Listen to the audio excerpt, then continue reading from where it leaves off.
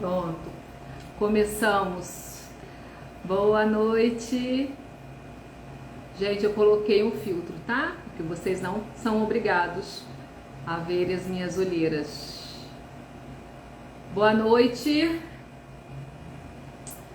Vamos começar. Ah, eu não gostei dessa aqui não, acho que botou mais olheira em mim. Ah, pronto, gostei. Gostei dessa, deu uma clareada. Oi, oi! Vamos lá, vamos começar nossa primeira live do ano. Hoje, excepcionalmente, fazendo na quarta-feira, mas a gente vai fazer essas lives semanalmente, todas as segundas-feiras, no mesmo horário, 19h45. Quem quiser convidar mais pessoas para estar junto comigo, a hora é essa. Tem um símbolozinho de um tipo de um aviãozinho. Encaminha essa live pra gente começar, ok?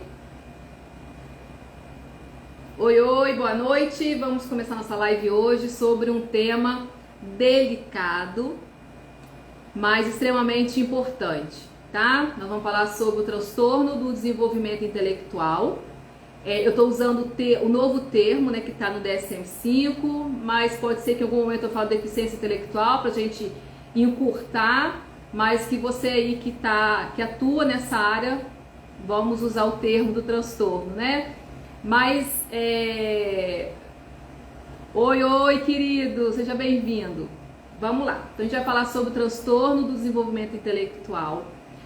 O meu objetivo nos nossos encontros não é fechar diagnóstico, não é criar nenhuma ansiedade nas mães que me acompanham, mas o nosso foco aqui é apresentar os critérios, apresentar os sinais, e aí quem for da área de educação, de saúde, aprofundar mais os estudos, buscar saber sobre o assunto.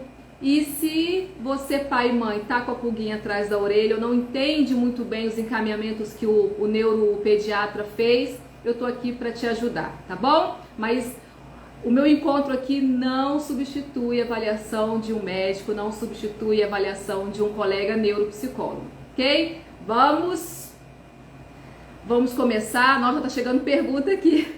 Eu vou olhar, tá bom? Gente, seja muito bem-vindo. Para você que nunca apareceu aqui, não sabe quem eu sou, deixa eu me apresentar. Meu nome é Juliana Targino, eu sou psicóloga, especialista em neuropsicologia infantil. Hoje eu atendo casos para contribuir com o diagnóstico de algum transtorno, então eu faço avaliação neuropsicológica e eu também faço a reabilitação neuropsicológica. Então eu me encontrei aí na ciência da neuropsicologia, hoje o meu foco de trabalho é totalmente direcionado.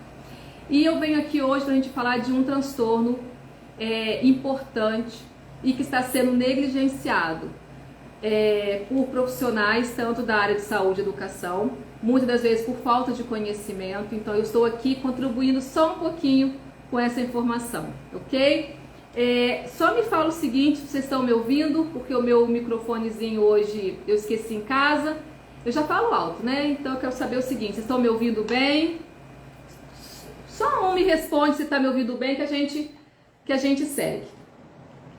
Ok? Estão me ouvindo bem? Alguém? Responde? Eu sei que deu um delayzinho. Opa, Renata. Obrigada. Então vamos lá, gente. Vamos dar início, tá? Então, assim, o transtorno do desenvolvimento intelectual, tá? Ótimo, obrigada, querido. Pois é, mas tá ficando mesmo, tá? Eu, quando tô assistindo lives de mentoria de outros colegas, de repente a voz fica grossa, né? Eu pensei que só tava acontecendo com o meu, mas você tá falando, não sei o que tá acontecendo. A gente vai ter que procurar depois um tutorial, né, pra saber. Hoje eu quero trazer o seguinte, nós vamos falar sobre o transtorno do desenvolvimento intelectual, o que é, né? Quais são os critérios diagnósticos. Então eu trouxe aqui o DSM-5, para quem chegou pela primeira vez sabe que eu sempre trago na live ele, é importantíssimo, tá? Até para os pais entenderem da onde parte esse diagnóstico, até para os pais entenderem quando é que a gente fala que o diagnóstico não consegue ser fechado porque falta algum critério, isso acontece. Então hoje eu tenho aqui, eu vou fazer leitura desse critério e vou explicar para vocês item por item. E também quero compartilhar com vocês as quatro principais características que é importante observar, que são os sinais, né? Isso aí o professor tem total condição de observar na escola e os pais, tá? Então, essas quatro características eu vou falar também. Existem outras, mas eu trouxe as principais aqui que vocês vão conseguir observar e entender em casa e na escola, ok? Muito bem, tá? Então, olha só. Hoje eu fiz até acho que foi eu que fiz a enquete ou eu respondi uma mãe. Eu respondi que tem muitos casos que a criança é diagnosticada com atraso global do desenvolvimento e outras com transtorno do desenvolvimento intelectual, e a mãe perguntou se era a mesma coisa. Eu vou explicar para vocês aqui, tá? Mas vamos lá, o que é esse transtorno do desenvolvimento intelectual? É uma nomenclatura que o DSM-5-TR trouxe, mas lá atrás, né, quando começou a observar esses prejuízos, usava-se muito o termo retardo mental. Hoje a gente não usa mais esse termo retardo mental, tá? Mas as pessoas, quando a gente fala disso, a pessoa associa e entende. Só que o seguinte, eu já quero iniciar com vocês, assim, o motivo que fez eu iniciar, falar sobre o transtorno. Muitos dos casos, quando a gente vai falar para a família, ou a escola também recebe esse diagnóstico, ela fica um pouco perdida, no sentido de que ela traz na memória, né, os casos de criança com... deixa eu reformular aqui. Parece que a sociedade criou um estereótipo para o transtorno de deficiência intelectual, né? Uma criança sem atividade, uma criança muito passiva, uma criança 100% independente dos seus cuidadores. E quando a gente vai observar na clínica, fazendo os testes, a gente encontra muitos casos, tá? Que uma criança, no geral, ela consegue ser um pouquinho autônoma, mas a gente percebe que tem um suporte muito grande e que tem um diagnóstico voltado muito para o TDAH e o autismo. É claro que tem crianças que têm esse diagnóstico e têm a comorbidade com a deficiência intelectual, mas muitos casos em que, mesmo com a intervenção, essa dificuldade do aprendizado e também questões cotidianas não são superadas. E aí é onde que a gente faz essa avaliação. E aí vê essa criança, muitas das vezes, ela tem a comorbidade com o transtorno. É aqui que eu quero falar com vocês, pais e professores. É esse nível leve, tá, que também tem nesse transtorno, que nós estamos negligenciando, tá? E aí quando a gente vai fechar esse diagnóstico, passar para a família às vezes não consegue compreender, porque ela está muito presa àquele estereótipo, né, da deficiência intelectual, que antigamente falava-se retardo mental, né? E eu trouxe, a minha proposta hoje, a gente falar sobre esses casos que estão na escola, que estão na nossa família, tá? E que estão levando o nome de crianças preguiçosas, de crianças opositoras, que não dá conta desse excesso de demanda cognitiva, esse excesso de regras e normas para cumprir na sociedade, e ela começa a ter esses comportamentos opositores. Então a gente tem que tomar muito cuidado, e é um próximo assunto que a gente vai falar também, tá? Vamos lá. Para quem está comigo ainda, estou trazendo aqui o DSM-5, tá? Para quem não conhece, é onde a gente, né, que trabalha aí a parte de saúde mental, os psicólogos, os pediatras, os neuropediatras, os psiquiatra infantil, essa turma toda precisa consultar esse manual aqui. E aqui está descrito o que é o transtorno do desenvolvimento intelectual. E eu vou ler para você, ok? Obrigada, querida. Beijo, você também é um sucesso. Gente, vamos lá, tá? Então, eu vou ler para vocês e depois eu vou explicar, tá?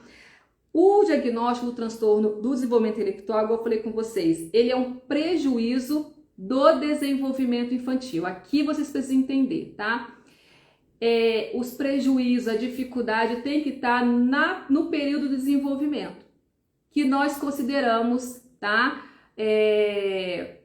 Nessa faixa etária da infância, tá? E ele coloca aqui até o período que a gente considera, tá bom? Então vamos lá. É um transtorno com início no período do desenvolvimento que inclui déficits funcionais, tanto intelectuais quanto adaptativos, tá? Nos domínios conceitual, social e prático. E aí, a gente tem que fechar 3 critérios que tá aqui no DSM-5, tá? Então, só para você entender, é título de conhecimento mesmo, tá?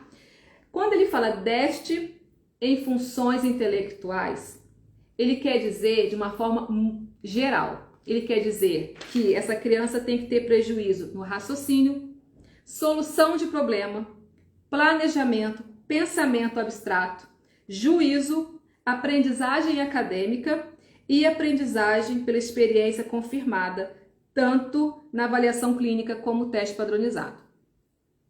Então, agora eu vou explicar para vocês, tá?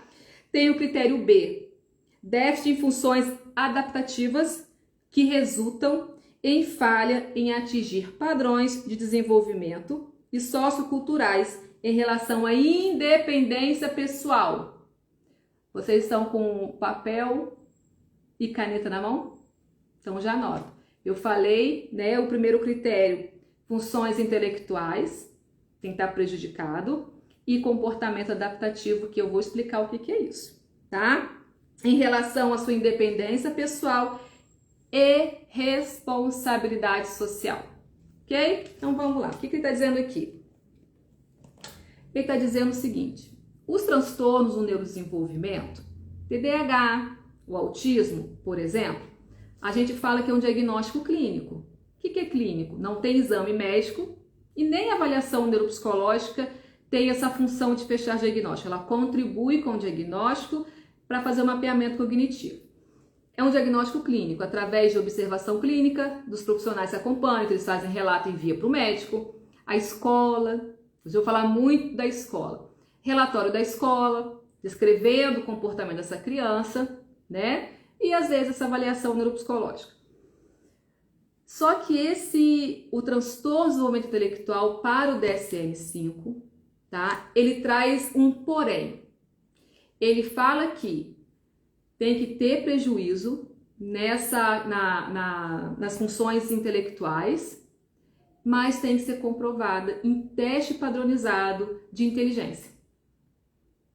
Por isso que às vezes você leva o seu filho no médico e aí com uma dificuldade, ele pede essa avaliação neuropsicológica, porque ele quer saber esse nível intelectual, essa inteligência, tá? Para saber se a gente está falando de uma criança com uma comorbidade com um transtorno, seja ele TDAH ou autismo, ou se não, ok? E um dos mais importantes, tá? Porque aí sozinho, a nível baixo, não fala nada.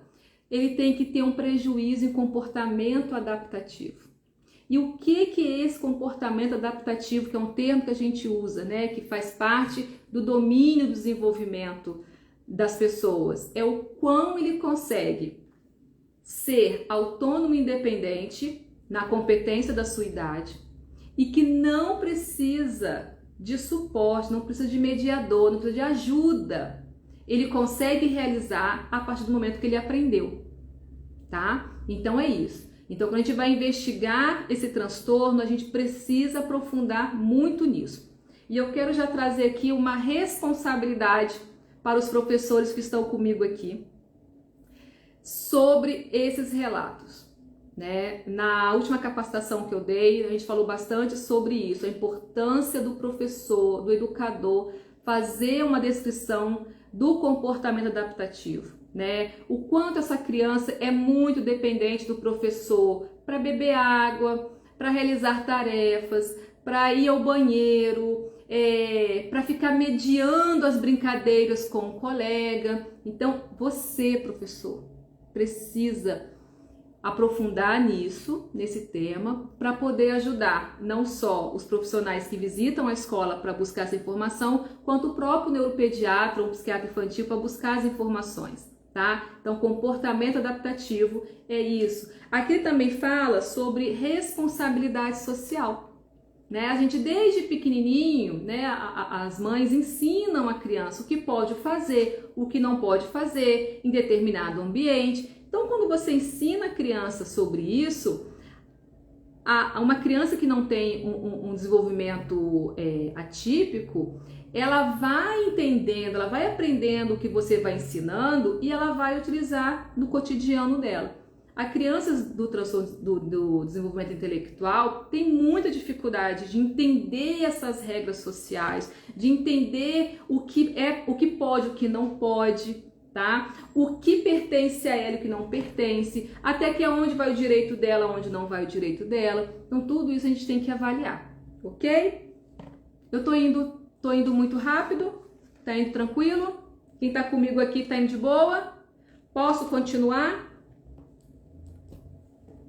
Posso continuar? Beleza. Então a gente falamos aí dos critérios diagnóstico. Antes de eu seguir com vocês, né, já partindo para a parte das 4 características principais, eu iniciei falando com vocês sobre a diferença que existe, né, para o atraso global do desenvolvimento, tá? E o transtorno de deficiência intelectual. Quando o profissional coloca no laudo, né, o atraso global de desenvolvimento, e essa pergunta veio de uma professora, que ela recebeu este laudo, a gente quer dizer o seguinte, que crianças menores de 5 anos, a gente não pode falar em diagnóstico de transtorno de desenvolvimento intelectual. A gente percebe que existe uma dificuldade de uma forma global, todos os domínios do desenvolvimento, quais são? Papel e caneta na mão. Cognitivo, domínio da comunicação em linguagem, né, recíproca e expressiva, né? Tem algumas escalas que a gente divide esse domínio para avaliar, né? Socioemocional, motora, né, motricidade fina e grossa, e o comportamento adaptativo. Olha o comportamento adaptativo também avaliando os menores de 4 anos para a idade dele. Então, quando a gente recebe, né, quando a gente percebe que essa criança no contexto escolar, no contexto de avaliação, no contexto de intervenção, percebe esse atraso global, menores de 5 anos, a gente, né, somado com os prejuízos do comportamento adaptativo, a gente toma esse diagnóstico, né, a gente coloca isso, e essa criança ela precisa ter uma reavaliação a partir aí dos seus 6, 7 anos, para que seja utilizado o VISC, né, que é o nosso teste padrão ouro para avaliar a inteligência, para a gente sim achar esse coeficiente de inteligência, somado com os prejuízos do comportamento adaptativo, aí sim dizer que essa criança ela se enquadra no transtorno. Algumas mães me perguntam, Juliana, hoje está colocando atraso, é possível mudar esse diagnóstico? A gente não consegue dizer naquele exato momento. Muitas das vezes uma criança que não foi muito estimulada, ela precisa ser habilitada, né? Mas, na maioria dos casos, a gente já consegue visualizar que lá na frente pode ter esse transtorno. O que vai diferenciar o nível é a intervenção e a estimulação, ok? Então, atraso global de desenvolvimento para as crianças menores de 5 anos, beleza? Vamos falar agora das características, que agora é importante. Importante vocês entenderem de uma forma bem simples e bem básica, ok? Primeira característica, eu acabei já falando, né? Eu anotei aqui para mim não me perder, que é o atraso global do desenvolvimento. E isso a gente consegue perceber logo em bebês, né? São aqueles bebês, em alguns, com um atraso no seu desenvolvimento motor, tá? É aquela criança que demorou muito para ficar de bruços e levantar a cabecinha. É aquela criança que demorou muito para sentar sem apoio, demorou para engatinhar, andar. O atraso na fala, porque a fala é uma habilidade motora, então ela teve esse atraso na fala. Vocês percebem que todo transtorno tem o atraso da fala, né? A comunicação é extremamente importante. Então, logo de bebê, né, os educadores de creche têm condição de observar, né, os bebês que estão na creche, né? Qual é a evolução dessa criança? Quando colocou essa criança no chão, ela já tenta se rastejando, ela é mais apática, do jeito que você coloca ela, ela fica. Ela tenta virar para um lado e para o outro, porque o ato de virar para um lado e para o outro, ela quer resolver um problema dela, né? Quando ela está de bruço e tem um brinquedo na frente dela, ela se esforça para tentar pegar esse brinquedo, tá? Então é importante observar, porque um dos primeiros sinais, tá? Essa parte motora. É muito comum a gente observar no atraso global do desenvolvimento, né, que é uma das características extremamente importante, é na forma do brincar, né? As crianças com 2, 3 anos, o brincar tem que ter um olhar muito, muito, muito apurado. Como que essa criança brinca? Qual é a qualidade dessa criança brincar? Ela fantasia, ela desenvolve, ela imagina, ou é uma criança que começa e para? É uma criança cansada, é uma criança apática, é uma criança que não dá continuidade ao seu brincar. Então, os professores de educação infantil, eu conto com vocês para dar essa olhadinha aí nas suas crianças, ok? Podemos? Segunda característica extremamente importante que a gente tem que observar, e aí já pega no critério do comportamento adaptativo, é que são crianças extremamente dependentes, tá? Elas são dependentes. E aqui eu quero falar muito com as mães, porque a gente que está avaliando comportamento adaptativo, a gente se esbarra nos relatos que a gente percebe que estão meio envasados, né? Até por questões de expectativas dessa família. Mas essas crianças, elas são dependentes para tudo. É aquela criança que sempre vai pedir um adulto ou até uma criança, tá? Para fazer algo por ela. Crianças, vamos supor, tá brincando. E aí a outra criança saiu correndo e quer água. Essa criança que está brincando, que tem essa característica, né, muito dependente, ela pode estar com sede, mas ela não vai lá acompanhar essa criança pegar água. Muitas das vezes ela vai pedir para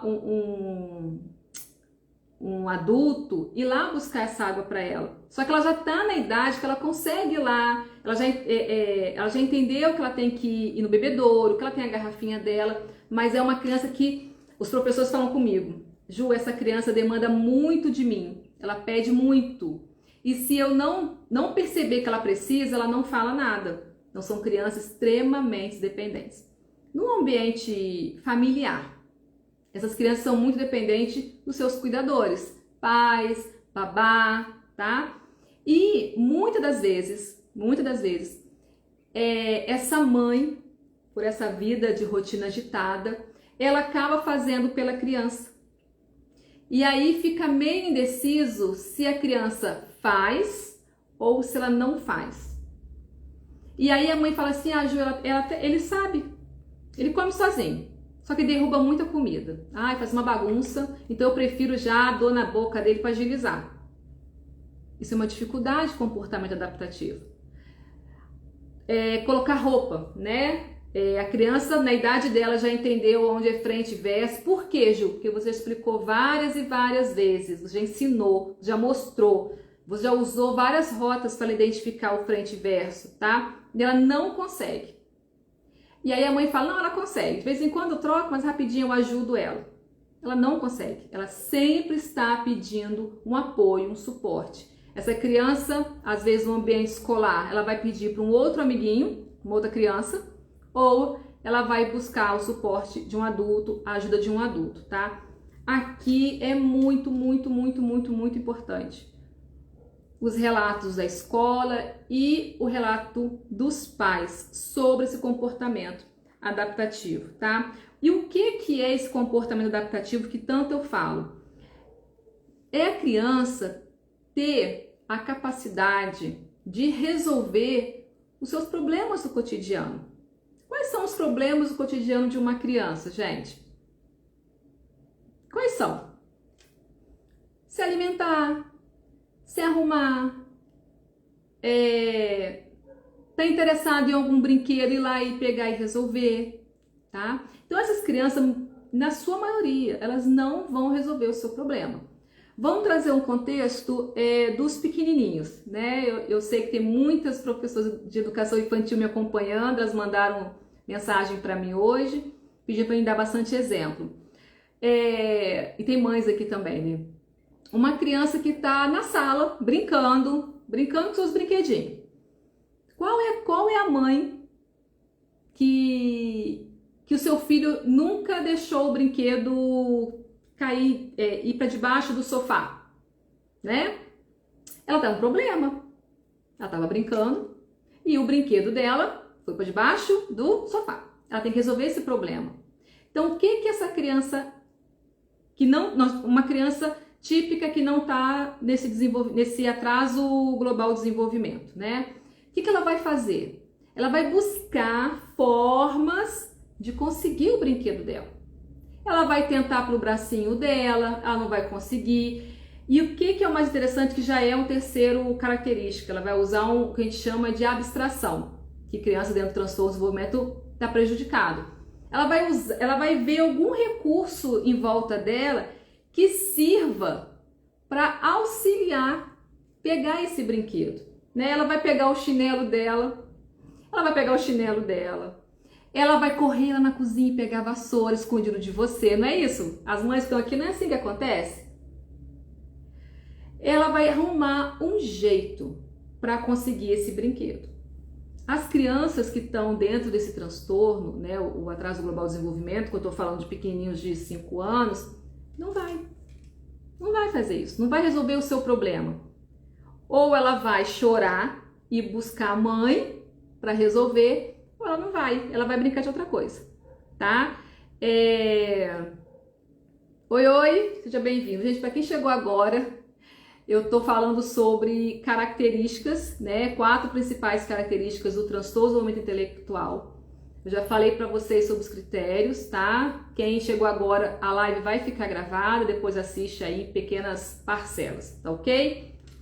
A gente vai agora para a terceira característica do transtorno, muito, muito importante, que eu falei um pouquinho ali atrás. É a dificuldade de abstração.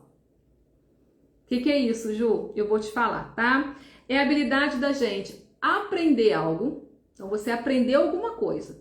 Você aprendeu alguma coisa na escola, você aprendeu alguma coisa na família, né? Porque começa na família. E o que você aprendeu, seja o conhecimento que for, você consegue replicar ele, você consegue imaginar situações das mais criativas possíveis para também resolver o seu problema, de você trazer experiências suas, elementos novos para aquilo que você aprendeu. Esse é o poder da abstração, que em crianças com transtorno de desenvolvimento intelectual está prejudicado. Ju, vamos dar um exemplo aonde a gente pode achar esse conceito de abstração? Na hora do brincar, vamos trazer o brincar, né? Futebol. Vamos falar dos meninos. Futebol. As crianças aprendem que o futebol, o brinquedo para o futebol é a bola. Não é isso? Bola. Então a bola, falou de futebol, o que vem na sua cabeça? Bola. Futebol, aprendeu que joga com bola. Ok. Só que aí, a criança está no recreio, né? Está no recreio e a tia guardou a bola de futebol. Não, hoje não tem futebol, hoje não tem bola, perdeu a bola. O que a criança típica faz? Vamos ver se vocês conseguem matar a charada para quem está comigo aqui. Não é capacitação não, mas vamos mexer um pouquinho. O que uma criança, sabendo que não tem bola, não está no transtorno de desenvolvimento, o que a criança vai fazer? O que ela vai fazer? O que ela vai usar esse recurso, essa habilidade de abstração para resolver o problema dela, que ela quer jogar futebol? Será que alguém se habilita? Será? Ninguém teve infância aqui, gente? Inventa uma bola. Como? Isso aí, é por aí mesmo. Inventa uma bola. O que ela vai fazer? Não tem bola. Ela tem um problema. Ela tem que trazer esse conceito, futebol, tem que ter alguma coisa para chutar. Perfeito. Papel. A criançada pega o papel, amassa o papel e vira uma bola. Mais simples do que isso eu não consigo explicar mais. Na minha época a gente pegava tampinha de garrafa, né? Esses dias um menino aqui falou que a tia escondeu a bola de futebol de verdade e eles pegaram a bolinha de totó. Queria jogar bola. Eu já vi a criança jogar bola de futebol com pedra, com a bola de papel, com garrafa com tampinha de garrafa. A menina, né? A menina quer brincar de boneca. Ela quer brincar de casinha. Só que não tem boneca. Não existe a boneca ali no cenário dela. Ela vai pegar uma outra coisa para se tornar a boneca, tá? Então, é essa questão da abstração. Vamos um pouquinho mais na frente da idade, onde a gente pode também trazer esse conceito da abstração, é a matemática. Cara, quer ver uma coisa mais abstrata na minha vida que é a matemática? A turma quer falar que é uma coisa lógica, né? Mas aonde está a abstração da matemática? O professor, né, nós aprendemos as operações matemáticas, ok? Somar, diminuir, multiplicar e dividir, ok? Um aprendizado que utilizou com números, ok? Você aprendeu esse conceito da soma, da multiplicação, da divisão e do subtrair, ok? E aí, o que a criança tem que fazer com esse conceito, com esse aprendizado? Ela tem que o quê? Abstrair numa outra situação. Por exemplo, quando a família traz o relato, eu faço questão de investigar, né, os maiorzinhos, tá, gente? Que já tem que ter esse conceito de dinheiro, né?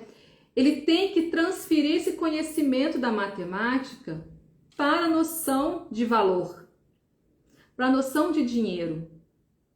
Então, assim, ele tem noção de que você dá 10 reais para ele para comprar um lanche na cantina ou comprar alguma coisa que ele quer e que o valor do que ele quer, do lanche ou do objeto, do brinquedo, é possível ele comprar com o dinheiro que ele tem? As crianças, o transtorno do desenvolvimento intelectual, a primeira coisa que a família fala é não tem noção de dinheiro. Não tem noção que vai ter troco, né? A noção o valor que eu tenho, ele é suficiente para comprar aquilo que eu tenho e se vai ter troco, a subtração. Então, assim, é um sinal extremamente importante, né? Extremamente importante. Ah, mas Ju, mas hoje as crianças não têm dinheiro, tem cartão de crédito. Ó, outra abstração. Ó, então, o conceito, ele aprendeu o básico, é o conceito. E ele vai utilizando isso, né, nas outras situações da vida dele. Mesma coisa, tem um cartão, né, e esse cartão ele tem que entender se é crédito, se é débito. E se a mãe fala que é débito, a mãe fala quanto que tem o valor, não é isso? Então, as professoras da escola, elas precisam ficar muito atentas se essa criança consegue, ao aprender, né, utilizar essa habilidade no cotidiano da escola e a família, tá? Os pais, muito, muito atento, ok? Podemos continuar? Estamos aí na quarta e a última que eu separei para vocês sobre as características que precisam ser observadas com cuidado, não só no ambiente escolar, mas pela família, tá? A gente está falando do conceito de generalização. Muito importante, gente, tá? Todos aí com papel e caneta na mão. Vamos falar um pouquinho do que é generalização, tá? Generalização é uma característica importante a ser observada e relatada pela família, ok? É a nossa capacidade, a nossa habilidade, tá? Em aprender algo. O aprendizado, gente, ele é inerente ao ser humano. Então, a gente sempre vai estar falando de aprender, a adquirir o conhecimento e aplicar. Quando a gente fala da capacidade de generalização, ele aprendeu um conceito e agora ele consegue generalizar. A palavra é essa mesmo, né? Em todos os ambientes que ele for, em todas as situações que ele estiver. É essa capacidade que nós temos, né? E é muito, muito importante. E agora eu quero falar com a família, tá? Porque em muitos relatos a família leva para a escola, em casa ele faz, na escola não faz. Mas Ju, ele faz em casa, aqui no consultório ele não faz. A avaliação dos pequenininhos tem alguns momentos que a família, a família entra nessa avaliação, né, da observação clínica. E a família, quando vê isso, ela fala assim, Ju, mas ele faz em casa. Eu falei, eu acredito. Só que esse comportamento, esse aprendizado, ele está automatizado, ele está concreto e fixo no ambiente, ele não está generalizado. Então, uma das intervenções que a gente faz é generalizar esse comportamento. Eu vou dar um exemplo para vocês, clássico, que acontece com os pequenos, que a gente está avaliando atraso do desenvolvimento global. É aquele brinquedo de encaixar. Seja o triângulo, seja o círculo, seja aquele que vem às vezes no jacaré, tem uns que vem na abelhinha, né? Eu tenho aqui da abelhinha. E tem esse aqui, ó. Vocês conseguem ver? Toda mãe compra isso para os filhos, não compra? Os pequenininhos? Ou em aniversário ganha um monte. Ganha o jacaré, ganha a joaninha, né? E aí a criança, de tanto que ela tá ali fazendo, brincando, ela consegue encaixar. Só que essa criança que já está com esse atraso, já está com essa pulguinha atrás da orelha da família, quando chega na escola, ela não consegue entender aonde é o quadrado, aonde é o círculo. O que eu tô falando? A forma é diferente. Na tia Ju tem a joaninha, em casa tem o jacaré. Só que o conceito, o aprendizado é o mesmo. Se ela não faz aqui, esse aprendizado não está generalizado. Entendeu? Eu vou trazer um exemplo que veio aqui na minha cabeça, muito comum, tá? É até sobre responsabilidade social, que é a criança em casa, né? Os pais aí, de acordo com a orientação familiar, orientam, explicam para o filho, olha, quando for usar o banheiro, fecha a porta. As mães até falam, não sou obrigada a ver certas coisas, não é isso? Eu já tô falando isso para os maiorzinhos. E aí em casa é aquela coisa, entrou no banheiro, fecha a porta. Foi usar o banheiro, fecha a porta. Não é isso? Ele aprendeu. Tanto que a mãe falou também repetidamente, porque não é só uma vez, a criança que tem esse transtorno, você fala de várias formas até esse comportamento ser aprendido. Só que ele não foi generalizado. Quando que a gente observa nisso? Quando esse que ele aprendeu, fechar a porta, quando for usar o banheiro, ele não faz em outros ambientes. É aquela criança que na escola usa o banheiro com a porta aberta, né? As escolas não têm a tranca, gente, mas assim, dá aquela encostadinha, não é isso? Tem outras crianças que pedem para amiguinho ou amiguinho ficar ali vigiando. Às vezes vai no shopping, não fecha a porta do shopping, do banheiro do shopping. Vai no consultório, não fecha a porta. Aí a mãe tem que falar, fecha a porta. Então, esse comportamento, para quem está aqui me ouvindo e já está lembrando aí de algumas crianças, anota. Porque é importantíssimo a gente observar se esse comportamento ele é generalista, ele acontece em todos os ambientes. Se não acontece, cheque, tem que verificar. Ok? Tudo bem aí? Tô acelerada? Tô não, né? Eu sempre tenho a impressão que eu tô acelerada. Seja bem-vinda, quem tá chegando agora, tá? A gente já tá aí quase no final do nosso encontro. Eu falei das quatro características importantíssimas a ser observadas, tanto os familiares que estão aqui comigo, quanto a escola, tá? A live vai ficar gravada, não se preocupa. Assista aí em várias etapas. Sobre o transtorno do desenvolvimento intelectual, que é o DI, tá? Eu quero só assim trazer uma questão importante para quem está aqui, né? Hoje eu falei assim que essa live é bem direcionada para os educadores, porque eu sempre falo, né? Eu não faço diagnóstico sozinha. Os colegas que estão aqui que eu estou vendo também precisam da escola, porque a criança passa maior tempo na escola. Então, e hoje a gente tem muitas crianças pequenas na escola, os pais trabalham, né? E é ali que a gente consegue observar, tá? Eu sei que em muitas reuniões de pais, reuniões de professores, os professores usam aquela frase, né? Cada criança tem seu tempo. Eu sei que às vezes é uma forma até de acalentar o coraçãozinho do pai. Mas não, gente. Essa frase não pode existir no nosso conceito. Não é cada criança tem o seu tempo, né? A gente tem um marco do desenvolvimento. E se essa criança não atingiu naquele período que foi determinado, em cima de estudos, ela não alcançou aquela competência, aquele domínio, aquela habilidade, é sinal de alerta. E nós precisamos, como compromisso, estar relatando isso para a família, para o profissional que acompanha, né, de uma forma como que eu quero dizer, firme no que está falando, né? Para que essa família possa de fato buscar essa intervenção, possa buscar essa avaliação, tá? Para que os prejuízos ao longo da vida, da adolescência, da vida adulta, não sejam tão reflexo das vezes de uma falta de avaliação, de uma falta de uma intervenção lá atrás, né? A gente percebe que hoje existe uma forma diferente de ver as dificuldades.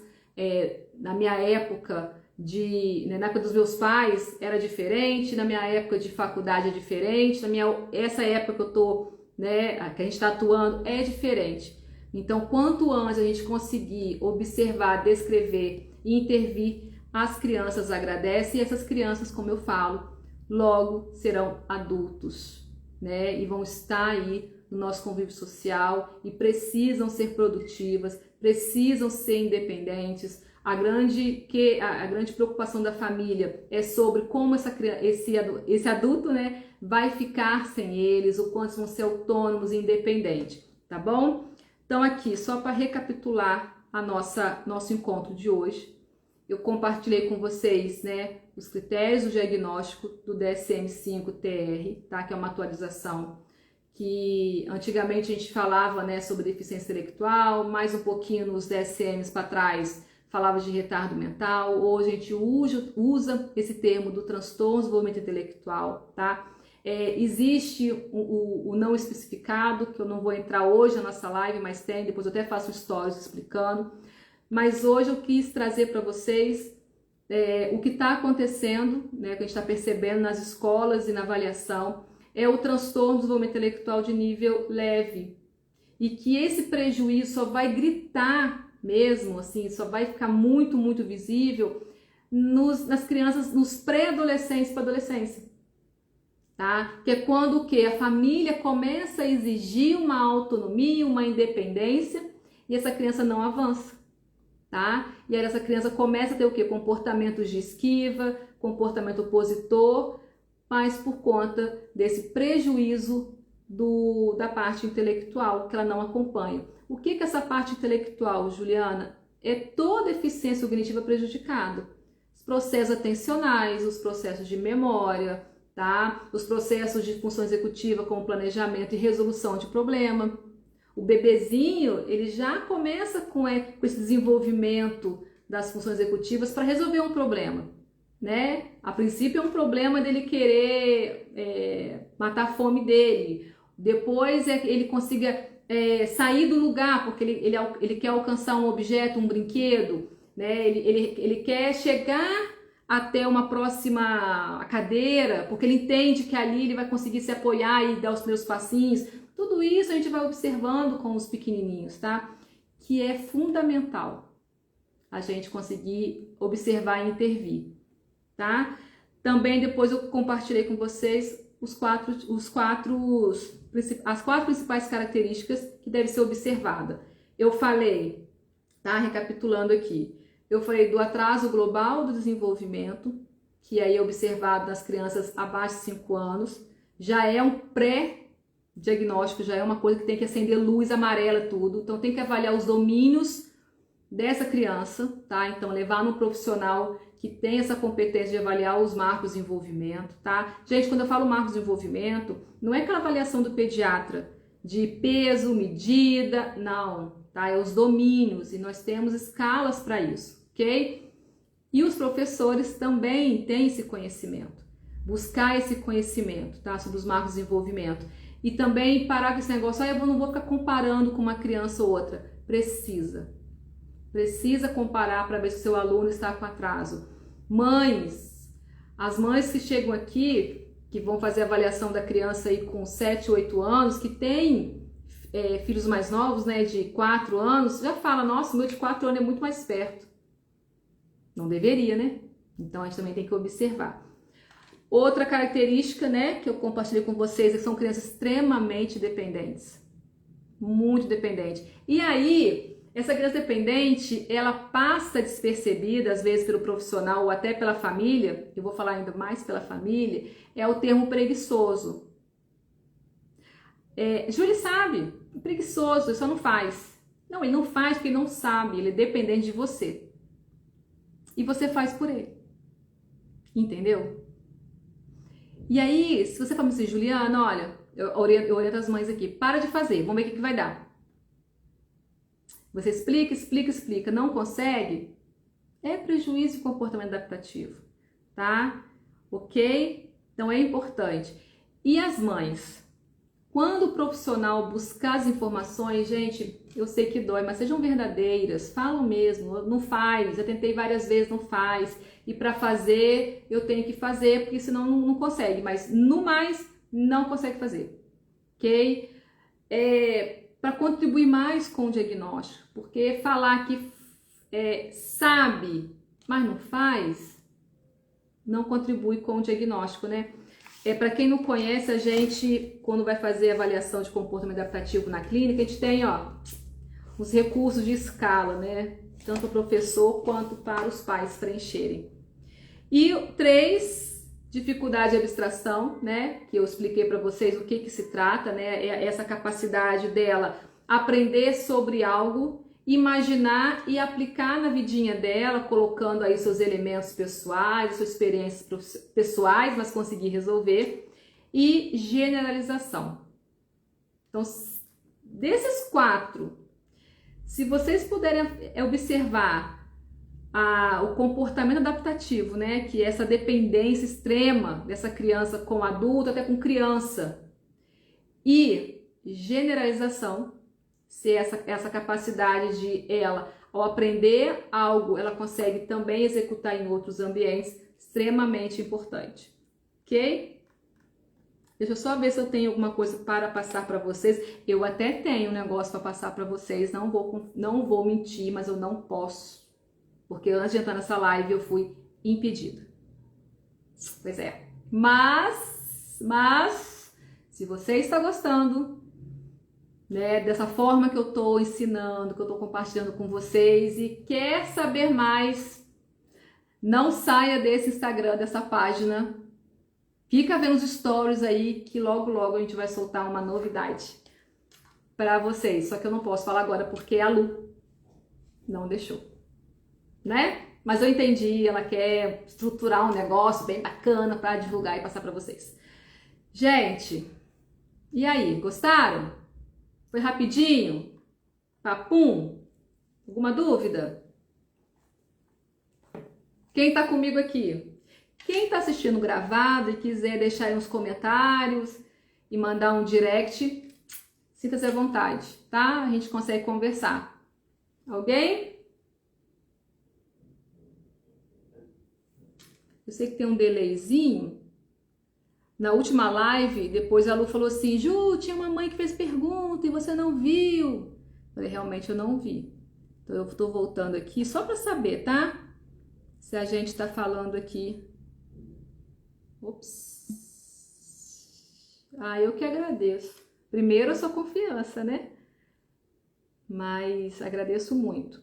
Alguém tem uma pergunta? Alguém? A gente pode encerrar. Só para retomar aqui, só as últimas informações. Nós vamos ter lives toda segunda-feira. Hoje foi excepcionalmente. O horário das nossas lives vai ser às 19h45. Essas lives... Oi, querida, muito obrigada, tá? Responde para mim o meu WhatsApp, por favor, tá? Você sabe o que eu tô falando. A gente vai estar fazendo essas lives às 19h45, toda segunda-feira. As lives de segunda-feira, a minha intenção é trazer essa proposta, né? Da gente falar sobre o transtorno do neurodesenvolvimento, porque eu sou apaixonada, eu gosto, e a gente aprofundar em algumas partes mais específicas. Por exemplo, sobre os prejuízos cognitivos. Então, a gente vinha aqui falar sobre um prejuízo das atenções, né? Que tem muitos transtornos com prejuízo. Eu falo dos prejuízos, dou exemplos, né? Para os professores e tal, e aí a gente vai desenvolvendo aí todo um trabalho, né? Essa é a proposta das lives da segunda-feira, tá? E eu tô com várias ideias de trazer convidados para as nossas lives, pra gente, né, tirar dúvidas com profissionais. Hoje eu recebi um áudio de uma mensagem de uma mãe, não consegui responder ela toda, falando sobre a parte nutricional, que foi preciso fazer a parte nutricional da filha dela com TDAH. Achei massa, é isso mesmo, entendeu? Então, trazer essas ideias para o nosso encontro. Podemos finalizar? Alguma dúvida, alguma pergunta? Não? Gente, muito obrigada, tá? Então você responde o meu WhatsApp, por favor. Queridíssima, gente, muito obrigada para vocês que chegaram aqui pela primeira vez, né? Eu sou assim, né? Eu não sou de outro jeito, eu sou assim. Mas o que eu puder fazer aqui de uma forma bem breve, né? Compartilhar um pouquinho do que eu estudo, do meu conhecimento, da minha experiência clínica, será um prazer. Dúvidas, pode mandar no direct, que será um prazer estar compartilhando com vocês, ok? Beijo, beijo, beijo. A gente se vê então nos stories. Fica aí ligado. E na próxima live, ok? Beijo, beijo, beijo, beijo. Para quem tá chegando agora, eu vou deixar gravado, tá bom? Tô colocando aqui agora. Beijo!